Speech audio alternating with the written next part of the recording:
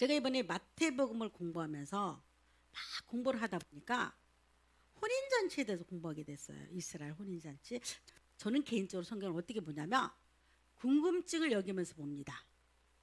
도대체가 왜 하나님께서, 여러분 공생애란 뜻이 무엇인지 아세요? 공적으로 하나님의 일을 시작하는 것을 공생애라고 합니다. 왜 공생애를 처음 공적으로 일을 하시는데 혼인잔치를 선택했을까가 정말 궁금했어요. 그런데 이제 이 사건 중에서 뭐가 나오냐면 물이 변하여 포도주가 되는 사건이 나와요. 저는 물이 변하여 포도주 된 사건 외에는 이 설교를 들어본 적이 없습니다. 너무나 큰 사건이니까. 과연 예수님이 그걸 보여주기 위해서 시작했을까? 아닙니다, 여러분. 그보다 더 큰 의미가 있습니다. 여러분, 이 말씀이 여러분 것 되기를 축복합니다. 기도합니다. 주님 감사합니다. 귀한 날, 귀한 시간을 주심을 감사합니다. 이 시간 이 자리를 복되게 하여 주셨고 귀한 시간 되게 하여 주셨고 나의 것이 되게 하여 주옵소서. 예수 그리스도의 이름으로 기도드리옵나이다. 아멘, 아멘, 아멘. 자, 요한복음 2장 1절, 2절, 11절 제가 줄여서 올려놓았습니다. 읽습니다. 사흘째 되는 날 갈릴리의 가나라는 마을에서 결혼 잔치가 있었다. 예수의 어머니도 거기 계셨고 예수도 제자들과 함께 초대를 받아 잔치집에 갔다. 갈릴리 가나 결혼 잔치에서 있었던 표적은 예수께서 자신의 능력을 처음으로 사람들 앞에 나타내신 것이었다. 이 일로 제자들은 예수를 믿게 되었다. 이 일로 제자들은 예수를 믿게 되었다. 자, 제가 처음에 서두를 시작했듯이 예수님이 3년 6개월 동안에 공생에 자기를 공적으로 드러냅니다. 그런데 그때 처음에 공적으로 드러낸 사건이 바로 이 결혼 사건입니다. 혼인잔치였습니다. 여러분, 성경을 읽을 때 여러분들은 그냥 읽으면 안 됩니다. 여러분, 성경 구약에서요 요한계시록까지 1600년이 걸렸습니다. 몇 년 걸렸다고요? 1600년. 어마어마한 시간입니다. 지금부터 1600년 밑으로 거슬러 내려가면 고려시대까지 가나요? 그 많은 시간을 걸려서 쓴 책이 성경입니다. 그런데 여러분, 그렇게 생각하다 보면 여러분 무슨 생각을 해야 하냐면 한 구절 한 구절이 필요 없는 구절이 없다는 겁니다. 굉장히 큰 의미가 있다는 겁니다. 왜냐하면 추려 뽑고 뽑은 겁니다. 여러분, 성경 읽을 때면 여러분 무슨 생각을 하면 미사어구가 없습니다. 형용사적 단어가 없다는 겁니다. 부사적 단어가 없다는 겁니다. 왜냐하면 필요한 것만 딱딱딱 집어넣고 그리고 과정이 다 생략돼 버렸습니다. 예를 들어서 이거를 예수님이 처음 시작했을 때 내가 이거를 왜 시작했는지에 대해서, 이거에서 왜 혼인잔치를 택했는지에 대해 설명이 없다는 겁니다. 그래서 성경을 해석하는 거가 지 마음대로 해석해 버립니다. 근데 우리는 성경을 해석할 때 기초가 뭐가 되어야 하냐면 이스라엘의 그 당시 고대의 풍습과 그들의 문화가 성경에 배어 있을까요, 없을까요? 있습니다. 여러분, 있어요. 그것이 배제가 된다면 성경은 엉뚱하게 배가 산으로 올라가게 됩니다. 이스라엘 결혼 풍습이 들어있어요. 그랬기 때문에 예수님이 이거를 첫 번째 자기 공생애적 사역으로 삼은 겁니다. 자, 그러면 이걸 한번 알아보겠습니다. 여러분, 이스라엘은 고대에 결혼을 2번 했어요. 약혼과 진짜 결혼. 그러면 약혼할 때 신랑이 하는 일이 있었습니다. 신랑이 무슨 일을 하냐면 신랑이 신부집으로 옵니다. 약혼식은 신부집에서 합니다. 그 다음에 신부를 위해서 반드시 신랑은 값을 치릅니다. 신부를 데려가려면 신부의 아버지에게 일정한 돈을 지급해야 합니다. 값으로 사지요. 그 다음에 그 과정이 있지만 생략하고 신부에게 포도주 한 잔을 따라 줍니다. 주면 신부가 그걸 마시면, 포도주는 기쁨을 상징하거든요. 여기서 마시면 결혼을 앞으로 승낙하겠습니다. 그런 의미가 있습니다. 자, 그런데 신랑이 시창금 외에 신부에게 주는 선물이 있었습니다. 왜냐하면 신랑 신부는 약혼을 하고 약혼을 하고 떨어지면 절대 못 봅니다. 지금 같으면 전화라도 하고, 지금 같으면 뭐 이렇게 영상통화를 하자면 그때는 전혀 없었으니까 아예 못 봅니다. 연락할 길도 없습니다. 그 대신에 신랑을 떠날 때 신부에게 선물을 주고 갑니다. 자기야, 허니, 이걸 보면서 나를 생각해. 증표죠. 사랑의 증표를 주고 갑니다. 그럼 신부는 그걸 보면서 신랑을 하염없이 기다립니다. 그러면서 마지막 떠날 때 신랑이 이런 말을 하고 떠납니다. 자기야, 아니면 허니, 내가 당신을 꼭 다시 데리러 오겠소.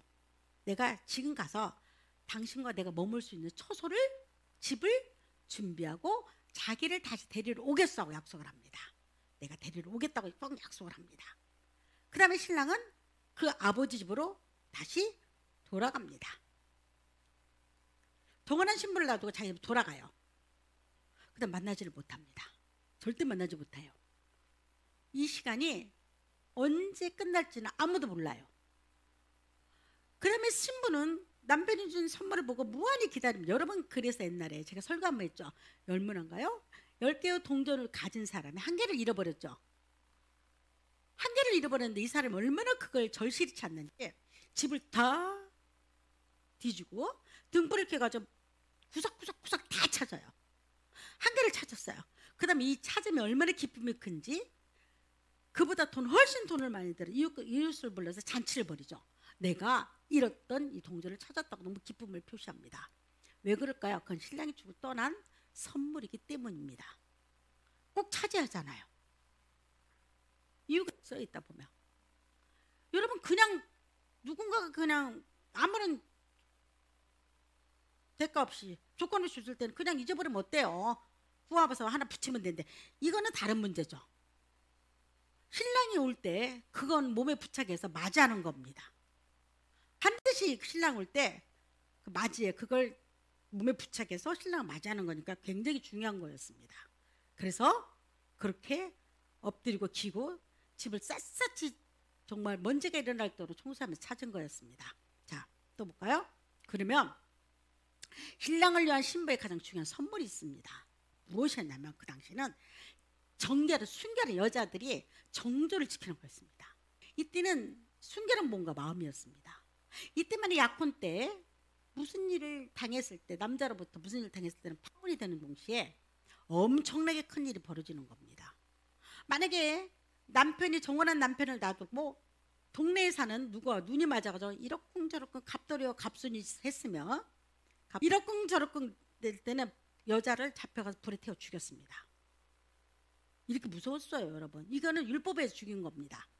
자, 그러면 지금부터 이제 신부는 무슨 일을 하기 시작하냐면, 이때부터 온전히 신랑을 맞이하게 준비만 합니다.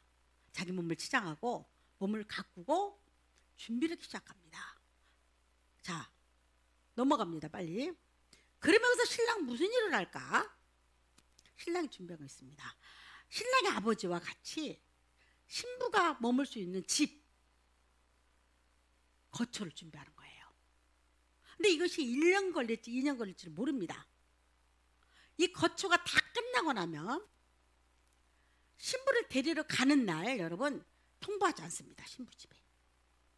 한번 생각해 보세요. 통보하지 않습니다. 그리고 신랑이 이거를 갖다가 정하지를 못합니다. 날짜를. 누가 정하냐면 그의 아버지만 정할 수 있습니다. 다 끝났습니다. 커튼까지 다 달아놨어요. 아름다운 칠도했어요. 그 다음에 이렇게 말하죠. 야, 오늘 신부 데리러 간다. 선포를 해라. 야, 오늘 신부를 데리러 간다. 그러면 신랑은 친구들과 더불어서 신부를 데리러 가는데, 언제 신부 집 앞에 도착하게 만드냐면 한밤중에 도착하게 만듭니다. 어떻게 준비하기 시작하냐면 신랑 친구들이 먼저 앞장서서 큰 뿔소, 나팔소 있어요. 긴 뿔이 있죠. 푹 하고 나팔을 크게 붑니다. 한밤중에 그것도 동네 사람들 다 깹니다. 신랑 왔다, 준비해라, 이렇게 말하는 겁니다. 신랑 친구, 신랑이 딱 나타나 신랑 왔다, 등불 주고 맞이해라, 그렇게 말합니다. 등불을 들고 맞이해라고 말합니다. 그리고 빵빠레가 막 빵 울려 퍼집니다. 동네 다 깨고 난리가 나죠 이때. 신랑이 그 집에 입장하는 날. 근데 이걸 누가 말하고 있다? 신부 아버지만 이 날을 결정을 합니다. 자, 또 볼까요? 자, 여러분, 왜 첫 번째 하나님이 자기의 중요한 사역을 이 가난 혼인잔치를 택했을까? 여러분 감이 오지 않나요? 이 혼인잔치는 결혼 처음부터 시작까지가 예수님의 사역을 어떻게 끝내리라고 보여준 거였습니다. 어떻게 시작하냐? 내가 신랑이라는 겁니다. 여러분은 우리는 예수님을 맞이할 신부라고 말하죠. 우리를 뭐라고 표현하죠, 여러분? 신부라고 표현합니다. 신부. 앞으로 오실 예수는 신랑이라고 말합니다. 신랑. 그러면 그래서 공생애가 처음 시작할 때 신부가 될 사람과 신랑이 어떻게 준비가 돼서 어떻게 맞이할 건가 보여주는 겁니다. 자, 빵빠를 불리면서 신랑이 들어오는데 신부는 몸치장을 다 하고 준비하고 신랑을 맞이하고 동네가 잔치가 벌어지고 난리가 납니다. 그게 15일 정도 이렇게 한다고 말합니다. 자, 그 여러분 보세요. 성경에 보면 값을 치렀단 말을 많이 합니다. 들어보셨나요? 내가 너를 돈 주고 샀대. 여러분 이 성경 구절 보셨나요?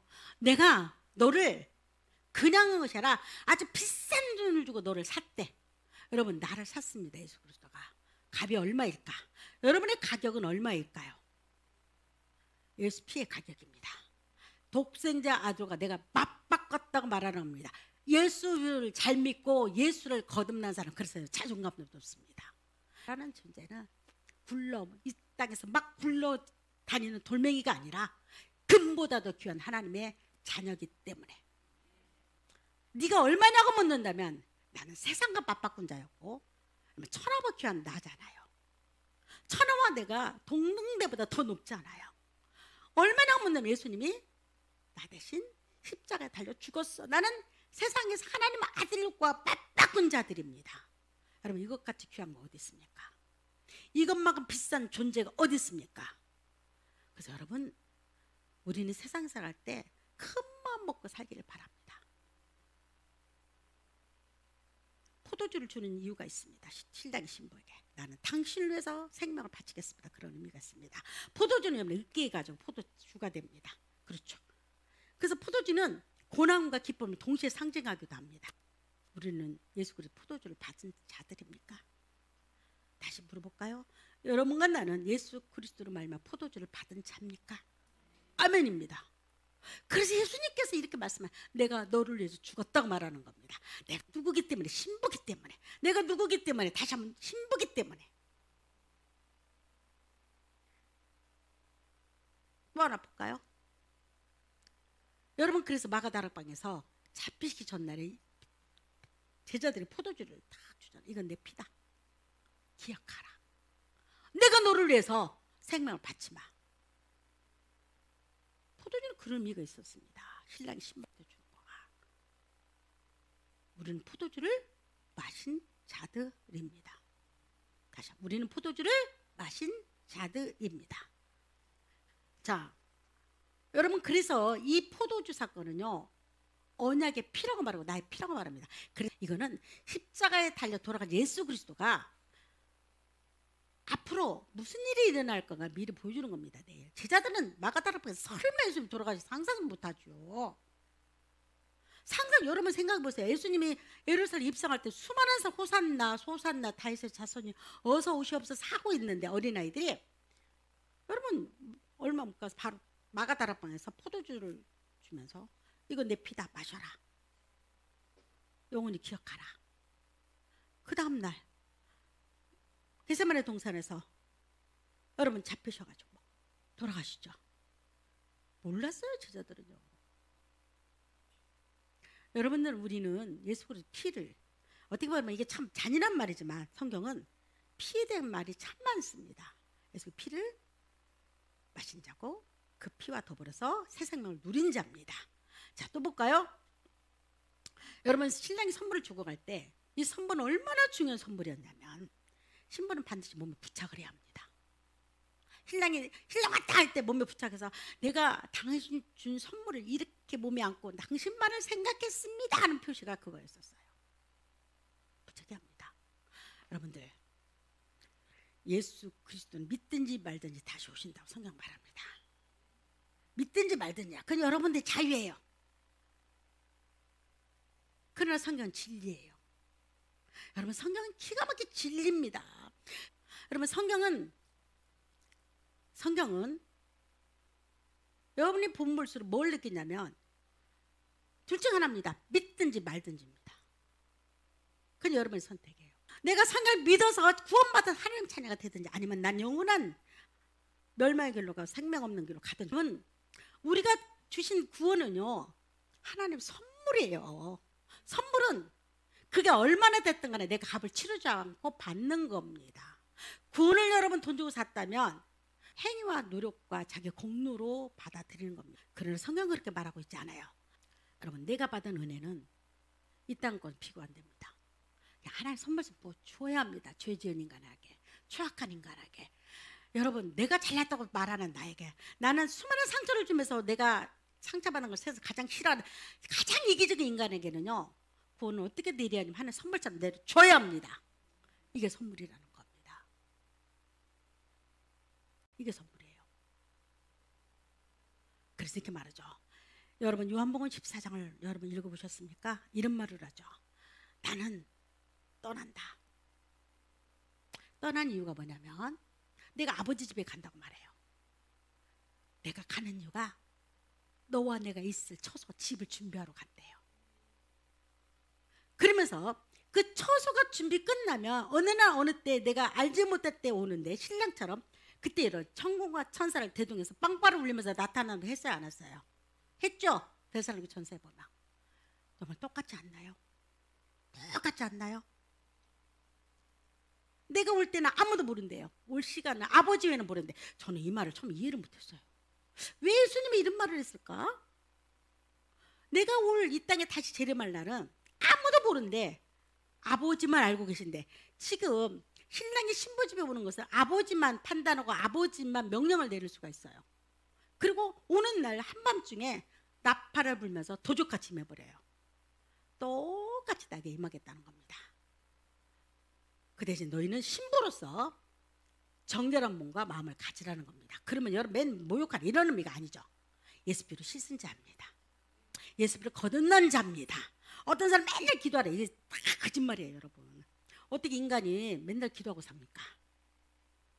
우리는 정말 예수 그리스도가 이 땅으로 누군가가 날짜를 정해놓고 온다면 다 그거 잘못된 겁니다. 성경을 있는 그대로 믿으시면 됩니다. 아버지만 알고 계세요. 이 땅에 재림하는 날 처소가 준비 끝나면 나를 데리러 갈 그 준비 끝나면 정말을 봅니다. 신랑이 신부를 정말 데리러 갔듯이 신랑은 신부는 그걸 믿죠. 내가 당신을 꼭 데리러 갈게 하면 신부는 그것만 믿고 기다리는 겁니다. 우리는 신부와 같은 존재들입니다. 학년 같은 목사가 날짜를 정해놓고 기다리고 말하는 그 불발돼 버렸죠. 그러니까 사람들이 어느 날부터 이 재림에 대해서 말하는 두려워합니다. 그러나 분명한 것은 신부에게 반드시 신랑 다시 와서 그를 데리러 가듯이 이런 날이 온다는 것을 가나 혼인잔치를 통해서 우리를 보여주는 겁니다. 봐라.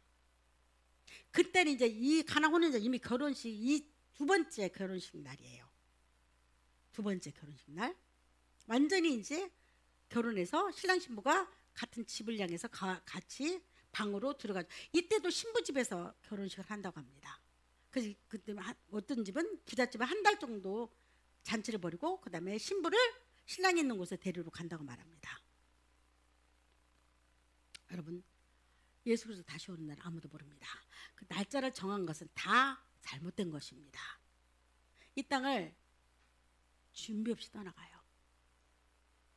생각지도 못하게 떠나가봐요. 때로는 사고 터져서 그러지 않으면 죽겠지만 때로는 병들어서 때로는 무슨 일 당해서 내가 연수와 얼마까지 살고 있다 떠날지는 아무도 몰라요. 우리는 그래서 여러분 예수님을 준비하는 자가 되기를 원합니다. 그게 무슨냐면 이 땅을 떠날 준비를 하고 살아라는 겁니다. 그러기 위해서 여러분 거듭나야 한다는 거. 그러기 위해서 여러분 거듭나야 한다는 거. 여러분들에게 준비되는 신부가 되기를 원합니다. 한번 생각해 보십시오. 한밤중에 잠을 깊이 잠들어. 그래서 10명의 그 기름을 준비한 신부 친구들 나오죠. 이거 다 여기서 비유가 나온 겁니다. 신부 친구들은요, 또 하나가 뭐냐면 그 동네에 신부가 있을 때는 모든 비상대기입니다.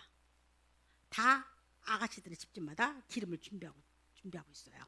왜냐면 신랑이다 외칠 때는 기름을 준비한 등불을 가서 맞이하거든요. 그 어둠을 밝혀줘야 하거든요. 이게 오게끔 신부집으로. 그래서 그 신부가 있는 거기에서는 여러분 그 동네는 다 기름을 준비하고 비상대기처럼 있는 겁니다. 신랑이다 소리치면 딱 일어나죠. 주여 이제 오시나이까. 신부 입장으로 당신이 왔군요. 내가 그토록 당신을 기다렸습니다. 어서 오시옵소서. 마라나테 어서 오시옵소서. 주여 내가 기다립니다. 이렇게 나가는 우리 신앙입니다. 우리는 자존감을 높여야 할 이유가 뭐냐면 우리는 세상과 정원한 신부가 아닙니다. 우리는 예수님과 정원한 신부예요. 누가 뭐래도 그 신랑이 여러분을 데리러 온다고 말합니다. 여러분, 우리는 그래서 예수 믿는 것은 참 멋진 자들입니다. 여러분들은 신부 되었으니까 여러분을 통해서 많은 사람이 등불을 준비하는 자들 일어나기를 바랍니다. 예수 믿는 것은 이렇게 믿는 겁니다. 쪼잘맞게 믿지 마세요. 세상이 다 썩어도요, 우리 썩을 수밖에 없지만 하나님 은혜로 주님이 주신 만큼만 살아가면 됩니다. 그러다 보면 하나님께서 조금씩 또 지경도 넓혀주시기도 하고 좋은 사람 만나기도 하고 또 하나님 복받는 사람께 만나서 여러분의 자녀나 여러분을 뭐라고 기도하냐면 내 손을 잡는 자 복되게 하소서. 그래서 좋은 사람께 만나야 합니다. 세상에서 가장 귀한 것이 만남의 축복이지 않습니까? 여러분 가장 큰 예수 그리스도 만난 자입니다. 그래서 여러분의 손을 잡는 자가 가장 복된 자가 작게 하소서. 그리고 이 영혼을 통해서 주여 내가 만난 그 예수가 흘러가기를 축복합니다. 기도합니다.